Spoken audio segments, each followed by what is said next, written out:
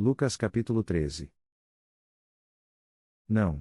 E eu lhes digo que vocês também perecerão, se não se arrependerem dos seus pecados e se voltarem para Deus. E quanto às 18 pessoas que morreram quando a torre de Siloé caiu sobre elas? Eram elas os piores pecadores de Jerusalém? Não, e eu lhes digo novamente que, se vocês não se arrependerem, também perecerão. Então Jesus contou esta história: um homem plantou uma figueira no seu jardim e veio repetidas vezes procurar fruto nela, mas sempre se decepcionava.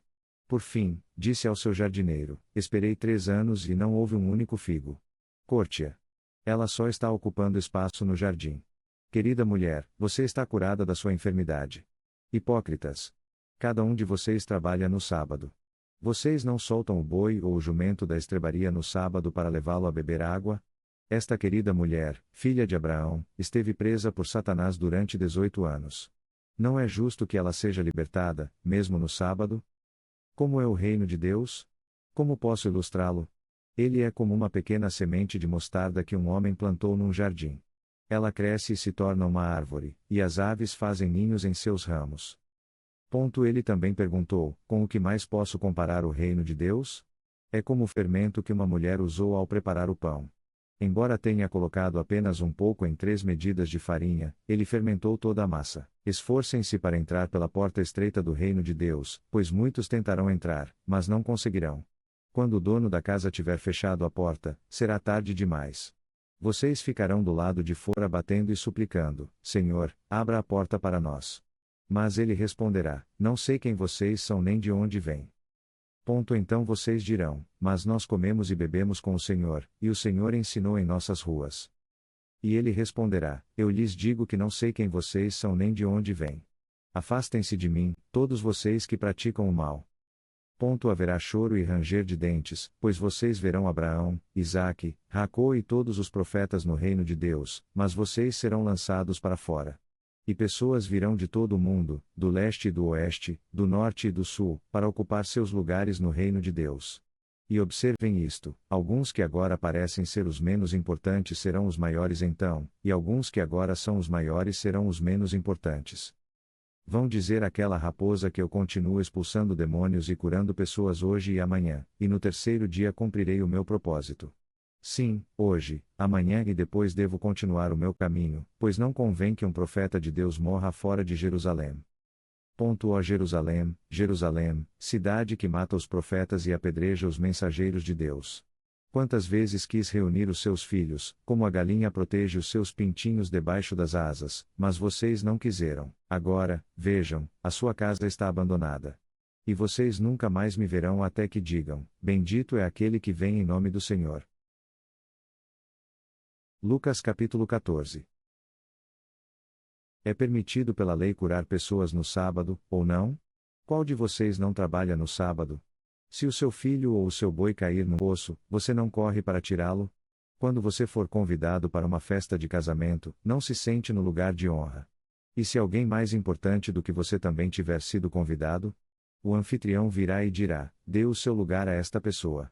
Então você ficará envergonhado e terá de ocupar o último lugar à mesa. Em vez disso, tome o lugar mais humilde, no fim da mesa. Então, quando o anfitrião o vir, ele dirá: amigo, venha para um lugar melhor. E assim você será honrado diante de todos os convidados. Pois todo aquele que se exalta será humilhado, e todo aquele que se humilha será exaltado.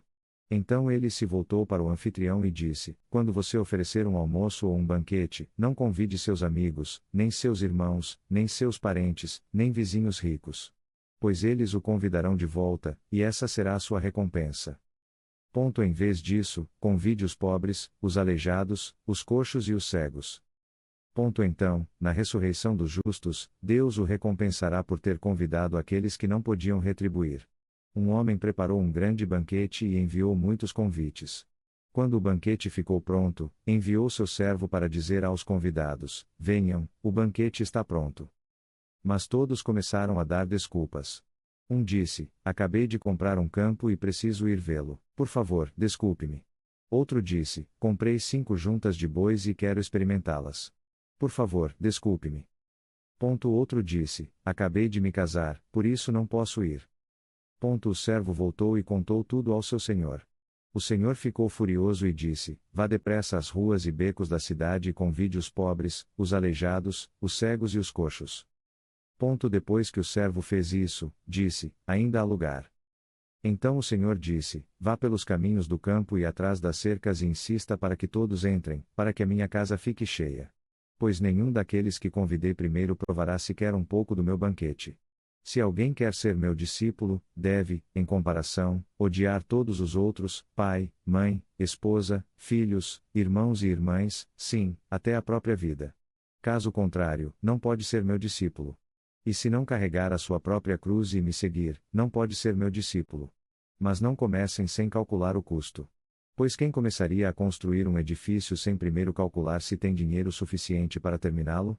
Caso contrário, poderá lançar apenas o alicerce e depois ficar sem recursos, e todos zombarão de vocês. Dirão: aí está alguém que começou a construir e não conseguiu terminar. Ou que rei iria à guerra contra outro rei sem primeiro sentar-se com seus conselheiros para ver se seu exército de 10.000 pode derrotar os 20.000 que marcham contra ele, e se não puder, enviará uma delegação para negociar a paz enquanto o inimigo ainda está longe. Assim, vocês não podem ser meus discípulos sem renunciar a tudo o que possuem. O sal é bom para temperar. Mas se perder o sabor, como torná-lo salgado novamente? O sal sem sabor não serve nem para o solo nem para o monte de estrume. É jogado fora. Quem tem ouvidos para ouvir, ouça e entenda. Lucas capítulo 15. Alegrem-se comigo, porque encontrei a minha ovelha perdida. Da mesma forma, há mais alegria no céu por um único pecador perdido que se arrepende e volta para Deus do que por 99 justos que não se desviaram.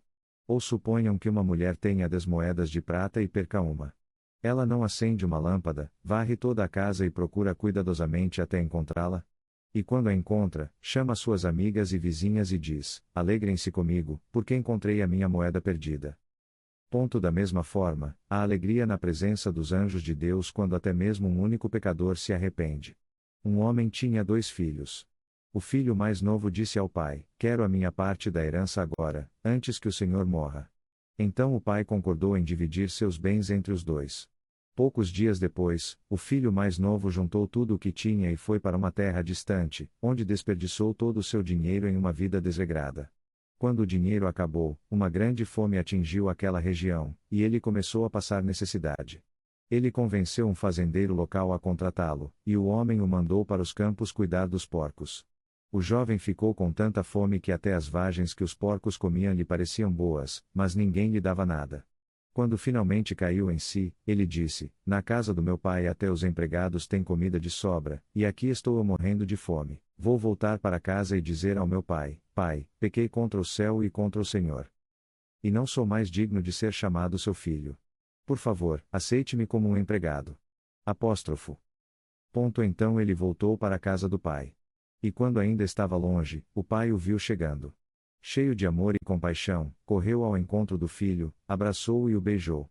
O filho lhe disse: Pai, pequei contra o céu e contra o Senhor, e não sou mais digno de ser chamado seu filho. Mas o pai disse aos servos: Depressa. Tragam a melhor roupa da casa e vistam nele. Coloquem um anel em seu dedo e sandálias em seus pés.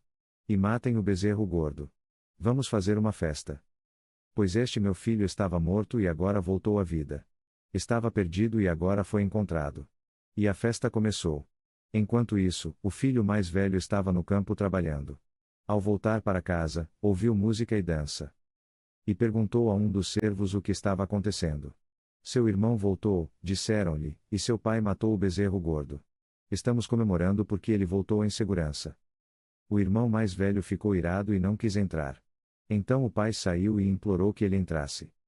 Mas ele respondeu: Todos esses anos trabalhei como um escravo para o Senhor e nunca deixei de obedecer a uma única ordem. E em todo esse tempo o Senhor nunca me deu sequer um cabrito para fazer uma festa com meus amigos. Mas quando esse seu filho volta, depois de desperdiçar o seu dinheiro com prostitutas, o Senhor mata o bezerro gordo para ele. O pai lhe disse: Meu querido filho, você sempre esteve comigo, e tudo o que tenho é seu. Mas precisávamos celebrar este dia feliz, pois o seu irmão estava morto e voltou à vida. Estava perdido e agora foi encontrado.